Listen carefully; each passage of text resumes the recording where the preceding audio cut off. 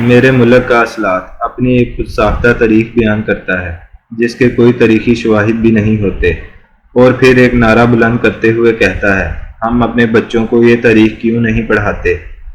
اس کی خود ساختہ تاریخ کا مقصد دراصل مسلمانوں کے ان ہیروز کی تذلیل ہوتا ہے جنہوں نے 7 صدیاں دنیا کو اپنے علم کی روشنی سے منور کیا۔ مسلمانوں کا یہ علم یونان کی طرح ڈیڈکٹیو لاجک تک محدود نہیں تھا، بلکہ جدید سائنس کے وہ تمام شعبے مثلاً طبیات، کیمیا، حیاتیات، جغرافیہ، فلکیات دراصل مسلمانوں کے علمی کارناموں کی وجہ سے ہی علیحدہ مضامین کی صورت انسانی تاریخ میں متعارف ہوئے۔ یہاں تک کہ جدید طب میڈیسن کا دروازہ کھولنے والا ابو علی سینا اور جدید الجبرا کا بانی اور جدید کمپیوٹر کا باپ الخوارزمی مسلمان ہی تھے۔ مجھے ان سیکولر لبرل حضرات سے کوئی گلہ نہیں، کیونکہ ان کے لیے مسلمانوں کی یہ عظیم اور عالی شان تاریخ اس قدر تکلیف کا باعث ہے کہ وہ اس کا کبھی تذکرہ نہیں کرتے، بلکہ اس کے برعکس مغرب کے ان ظالم بدمعاش اور انسانیت کے لیے بدنما داغ جیسے کردار رکھنے والے ہیروز کو خوشنما بنا کر پیش کرتے ہیں، اور انہی کی تہذیب اور تاریخ کو برتر و اعلیٰ ثابت کرنے کی کوشش کرتے ہیں۔ ان میں سے ایک شخص کولمبس ہے۔ اسپین میں پیدا ہونے والا کولمبس جدید دنیا کا اتنا بڑا ہیرو تصور ہوتا ہے کہ امریکہ جیسا ملک جہاں بہت کم چھٹیاں ہوتی ہیں وہاں بھی 12 اکتوبر کو ہر سال کولمبس ڈے منایا جاتا ہے اور عام تعطیل ہوتی ہے۔ کولمبس ہمارے نصاب میں بھی بچوں کو گزشتہ 1 صدی سے ہیرو کے طور پر پڑھایا جا رہا ہے۔ اس کے امریکہ کی دریافت کے کارنامے کو کسی معجزے سے کم نہیں بتایا جاتا، لیکن کوس کی کوئی کتاب یا تاریخ کا کوئی مضمون اس ہسپانوی جہازران کے ان مظالم، تشدد اور قتل و غارت کی کہانی بیان نہیں کرتا جو اس نے امریکہ کی مقامی آبادیوں پر ڈھائے تھے۔ کولمبس جب 12 اکتوبر 1492 میں ایسپانولا جزیرے پر لنگر انداز ہوا تھا تو وہاں کے مقامی افراد نے اس کی کشتیوں کو دیکھ کر حیرانی کا اظہار کیا اور اسے انتہائی خوشدلی سے خوش آمدید کہا، لیکن مقامی افراد کی جانب سے اپنی اس خاطر مدارت کا جواب اس نے بدترین ظلم سے دیا۔ اس کے سپاہی ماؤں کے سینوں سے چمٹے ہوئے بچوں کو چھینتے اور انہیں چٹانوں پر پٹک دیتے۔ جو پالتو کتے وہ اپنے ساتھ لائے تھے ان کی خوراک کے لیے روتے بلکتے ہوئے بچوں کو ان کے آگے ڈالتے۔ وہ عورتیں جو اپنے نومولود بچوں کو دودھ پلانے میں مصروف ہوتی ان کے پستان کاٹ دیے جاتے۔ ایک دن اس نے حضرت عیسیٰ اور اس کے 12 حواریوں کی یاد تازہ کرنے کے لیے 13 مقامی افراد کو چنا اور پھر انہیں صلیبوں پر چڑھا دیا۔ اس نے اسپین کے بادشاہ کو خط لکھا تھا کہ اس علاقے میں سونا موجود ہے۔ یہ صرف اس کی خود ساختہ خوش فہمی تھی، لیکن اس کی تکمیل کے لیے اس نے سونے کی تلاش میں مقامی افراد کو دن رات ایسے لگایا کہ وہ پہاڑ اور زمین کھودیں اور اسے سونا ڈھونڈ کر لا کر دیں۔ ان بیچاروں میں سے جو بھی شام کو سونا لا کر نہیں دیتا تھا اس کے ہاتھ کاٹ دیے جاتے۔ کولمبس ان کے ہاتھ اور ناک کاٹ کر ان کو گلے میں پہناتا اور انہیں واپس گھروں کو روانہ کرتا۔ عورتوں کو بدترین جنسی اذیتوں سے گزارا جاتا، اکثر تلوار یا خنجر کے دستوں سے جنسی تشدد کر کے انہیں مار دیا جاتا۔ جب کولمبس براعظم امریکہ پہنچا تو اس خطے کی آبادی تقریباً 10 کروڑ کے قریب تھی، لیکن اس کے چند سالہ قتل عام کے بعد یہ آبادی صرف 10 لاکھ رہ گئی۔ کولمبس کو جدید دنیا میں انسانی نسل کشی کا بانی کہا جا سکتا ہے۔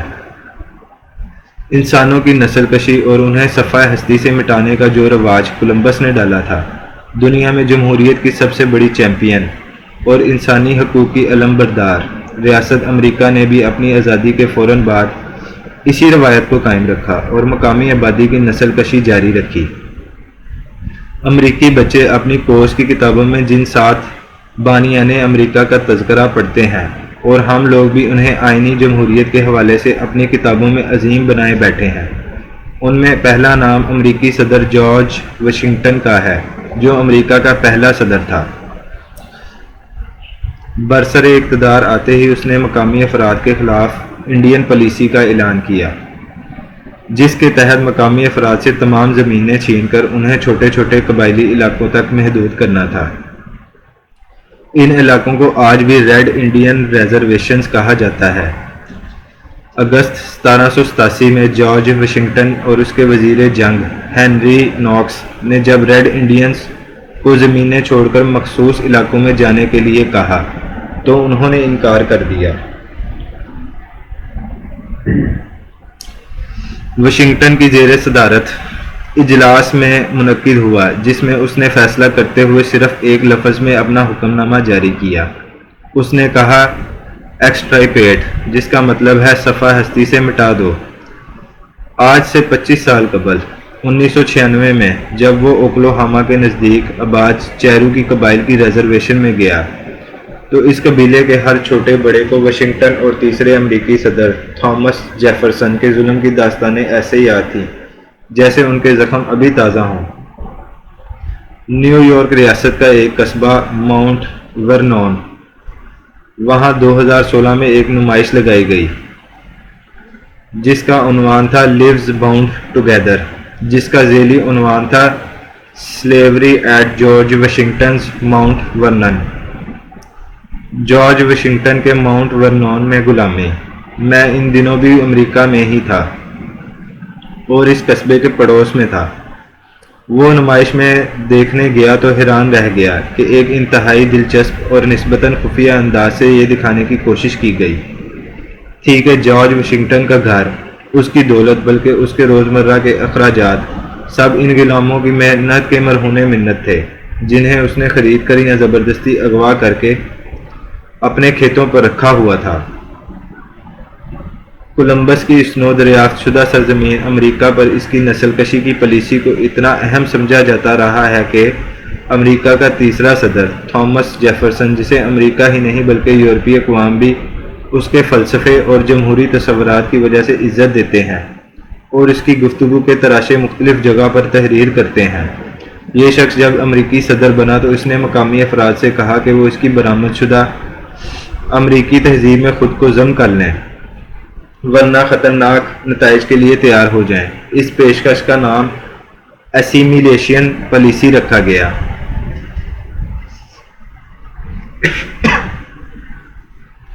وہ ریڈ انڈین جو صدیوں سے اپنی ایک تہذیب اوڑھے ہوئے تھے، انہوں نے انکار کیا تو پھر توپوں کی گن گرج اور گولیوں کی بچھاڑ نے انہیں بھون کر رکھ دیا۔